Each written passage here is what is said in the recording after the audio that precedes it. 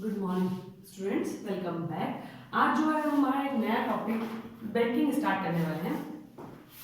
आपको बैंकिंग के बारे में पहले से नॉलेज होगी बिकॉज हमने जो इस चैप्टर को पहले से पढ़ा है। आपका इससे इजी चैप्टर मैं मानती हूँ कि बैंकिंग ही रहा होगा बिकॉज है ना, इसमें जो है आपकी कमर्शियल लेवल के, आप कॉमर्स के स्टूडेंट से आर्ट्स वालों को हो सकता है थोड़ा सा प्रॉब्लम हो, बट कॉमर्स वालों को इसमें कोई भी प्रॉब्लम नहीं आई होगी। ठीक है, आपको जो लास्ट क्लास में हमने पढ़ाया था वो मनी से रिलेटेड सारी समस्याएं खत्म हो गई होती है। हाईलाइट्स मैंने आपको बता दी, मनी में बहुत ज़्यादा पढ़ने जैसा कुछ नहीं है। How many type of money types पढ़ लें आप, उसके साथ ही एक अगर आप कहें कि ना जो मनी है वो उसकी क्या क्वालिटीज़ होती है या क्या होती है, उसको अगर आप पढ़ लें तो वो भी आपके लिए अच्छा होगा। ठीक है, इसके बाद में हमने पढ़ना है बैंकिंग सिस्टम। जैसे मैंने आपको बताया सप्लायर ऑफ मनी और सप्लाई ऑफ मनी पढ़ाया था, तो हमने कमर्शियल बैंक के बारे में बात की थी जिसको आपके सप्लायर ऑफ मनी में काउंट किया था। मैंने आपको कहा था कि ये नहीं होना चाहिए, बट हाँ अगर स्टिल हमारी बुक में दिया हुआ है तो हमको पढ़ना पड़ेगा। कमर्शियल बैंक को हम इस तरीके से ले सकते हैं कि वो सप्लायर,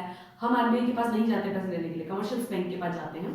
तो कमर्शियल बैंक जो है एज ए सप्लायर हम उसको वहाँ यूज़ कर रहे होते हैं। तो money creation by the commercial bank, जिसकी वजह से हम उसको सप्लायर कहते हैं मनी का। ठीक है, बाकी मैंने आपको बताया था मनी का सप्लायर सिर्फ आरबीआई होता है, साथ में फाइनेंस डिपार्टमेंट होता है बिकॉज वो जो है सिक्के भी हमको प्रोड्यूस करके देता है। ठीक है, तो अब हम बात करेंगे बैंकिंग सिस्टम की।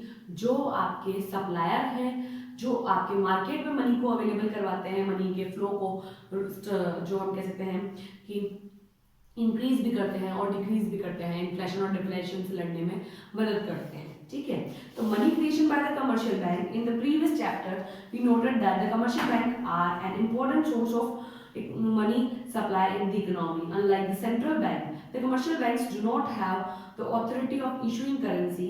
They cannot issue note or coin. आप कहेंगे कि कमर्शियल बैंक जो है इशू नहीं करते हैं नोट और कॉइन को, बट वो फ्लो बनाते हैं कॉइन और नोट का इन मार्केट। ठीक है, अब the commercial bank do not have the authority of issuing currency. They cannot issue notes and coin, yet they are the supplier of money as they create money by the way of demand deposit. In the present chapter we discuss the process of money creation by the commercial bank, how exactly the commercial bank create money.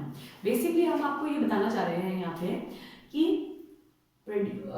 Money को commercial bank कभी भी produce नहीं कर सकती, issue नहीं कर सकती note को और कॉइन को, बट कमर्शियल बैंक जो है उसको क्रिएट करती है वहाँ। यानी 10 रुपए से 100 रुपए का काम कैसे हो जाए वो काम हमारी जो है कमर्शियल बैंक कर सकती है। तो उसको हम कहते हैं क्रेडिट क्रिएशन या मनी क्रिएशन। इसको हम बैंक मनी यूज करते हैं बिकॉज बैंक मनी जो है हमारे डिपॉजिट्स को, हमारे डिमांड डिपॉजिट्स को ट्रांसफॉर्म करना, ये एक प्रोसेस है। Process of money creation by the commercial bank. अब आप कहेंगे कि इसका प्रोसेस क्या होता है, तो बेसिक है स्टूडेंट्स कि हम बताते हैं इसका प्रोसेस क्या होता है। मैंने आपको लास्ट क्लास में इसको मतलब जब हमने ये चैप्टर क्लियर किया था तब बहुत अच्छे से बताया था, बट मैं एक बार फिर से आपको ये क्लियर बताना चाहती हूँ कि मनी क्रिएशन होता क्या है bye commercial bank. Money creation bye commercial bank, देखिए स्टूडेंट्स, एक बैंक है, ठीक है, दिस इज द बैंक। ठीक है, इसको हम नाम देते हैं वन बैंक। ठीक है, एक पर्सन जाता है एंड ही डिपॉजिट, इसमें ये 1000 रुपये डिपॉजिट करता है, ये इसकी प्राइमरी डिपॉजिट हुई। एक पर्सन ने यहाँ कितना डिपॉजिट किया है, 1000 रुपये डिपॉजिट किया, ये इसके डिपॉजिट्स हो गए, क्या हुई, और डिपॉजिट नहीं प्राइमरी डिपॉजिट हम इसको कहेंगे, प्राइमरी डिपॉजिट। अब प्राइमरी डिपॉजिट को ये बैंक क्या करेगी, अपने पास अगर रखेगी तो इसको ब्याज देना पड़ेगा, वो कहाँ से आएगा भाई। आप 1000 रुपये आपकी जेब में रख के जाता है और फिर 2 महीने बाद आपको ना उसके 1100 रुपये पे करने हैं मान लो, तो वो कैसे करोगे, इसको काम पे लगाओगे। तो बैंक क्या करती है, इसको काम पे लगाती है, मनी क्रिएट करने का काम करती है। ठीक है, तो ये बैंक क्या करती है, किसी और को लोन देती है, मान लीजिए कि, और लोन हमेशा एक ही शर्त पर, कैश में नहीं दिया जाएगा, डिपॉजिट ही किया जाएगा। मान लीजिए कि बैंक 2 का कोई पर्सन है, उसको लोन लेना है, ठीक है, वो लोन लेता है अपने 900 रुपए का। इसने क्या किया है, कुछ सीएलआर और एसएलआर के बारे में हम बात कर, एसएलआर और सीआरआर के बारे में हम बात कर चुके हैं, कैश रिजर्व रेशियो, और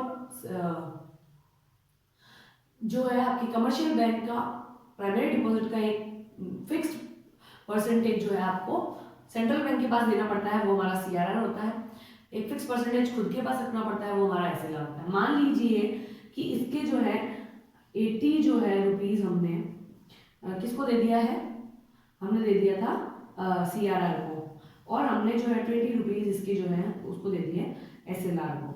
अब हमने जितने भी बचे थे ना हमारे पास उसको सबको काम पे लगा दिया, 900 रुपये बचे, हमने 900 रुपये को काम पे लगा दिया और दूसरे बैंक में डिपॉजिट कर दिया, किसी और को लोन दे दिया। तो ये हुआ लोन, यहाँ हमने इसको लोन दिया और ये इस बैंक की क्या हो गई, प्राइमरी डिपॉजिट। ये इसकी प्राइमरी डिपॉजिट है बट इसकी क्या हुई, सेकेंडरी डिपॉजिट। ये हो गया आपका क्लियर। इसके लिए ये सेकेंडरी डिपॉजिट है, ये इसके लिए है, और इसके लिए ये प्राइमरी डिपॉजिट होगी। ठीक है, अब ये क्या करेगा, ये सोचता है कि भाई अब मैं इसका क्या करूं, ये भी 900 रुपये में से क्या करेगा, मान लीजिए कि 100 रुपीज और रख लेता है, यानी CRR और SLR जो भी है जितना भी वो रखता है, डजंट मैटर, मैं यहाँ पे मेंशन नहीं कर रही, 100 रुपये जो है मैंने हटा दिए बस। ठीक है, या मान लीजिए मैंने यहाँ पे 80 हटाया, 90 रुपीज मान लिया। ठीक है, अब 810 बच गए, 810 रुपये को कोई और बैंक में डिपॉजिट कर देता है, लोन दे देता है। स्टार्ट कहाँ से होते हैं, 1000 रुपीज से। आप इसका अगर CRR 10% रखते हैं ना तो आपके ये 1000 रुपये 10,000 का काम करेंगे। कैसे करेंगे, आपकी बुक में और ढंग से दिया हुआ है, एक बार उसे भी देखिएगा। अब देखिए यहाँ 1000, यहाँ 900, यहाँ 810, इसी प्रोसेस को वो आगे कंटिन्यू करता जाएगा। अगर आप लास्ट की कैलकुलेशन करेंगे तो आपको 10,000 रुपीज मिल जाएंगे, अगर हमारा CRR 10% होता है तो। परसेंटेज चेंज होने पे आपके अमाउंट्स भी चेंज होंगे, ये चीज आप ध्यान रखें, बिकॉज यहाँ पर भी अमाउंट चेंज होता है, यहाँ पर भी कैलकुलेशन बिहाफ पर है। ठीक है, ये हो गई हमारी बैंकिंग सिस्टम का मनी क्रिएट करने का प्रोसेस। ठीक है, ये थर्ड बैंक हो गई। अब ये किसी और को देगा लोन, ये किसी और को देंगे, बिकॉज हर एक पर्सन कमाने के लिए बैठा है, प्रॉफिट मैक्सिमाइजेशन के लिए बैठा है। कमर्शियल बैंक तो काम ही इसलिए करती है ताकि उसका प्रॉफिट मैक्सिमाइज हो सके। तो जब ये प्रॉफिट मैक्सिमाइजेशन के लिए काम कर रहे हैं तो क्रिएट कैसे करेंगे मनी को, मनी को क्रिएट करते हैं प्राइमरी डिपॉजिट को सेकेंडरी डिपॉजिट में चेंज करके।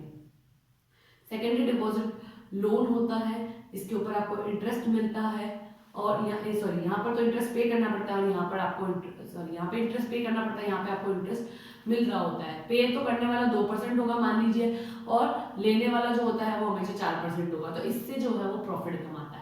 इस तरीके से बैंकिंग सिस्टम मनी क्रिएट करता है और जो है आपके फ्लो बनाए रखता है मार्केट में मनी का। इन्फ्लेशन और डिफ्लेशन की सिचुएशन को भी इससे हम हैंडल कर सकते हैं। ठीक है, तो अब सप्लायर ऑफ मनी क्लियर हो जाएगा हमारे दिमाग में कि मनी का सप्लायर जो है कमर्शियल बैंक क्यों है और कैसे।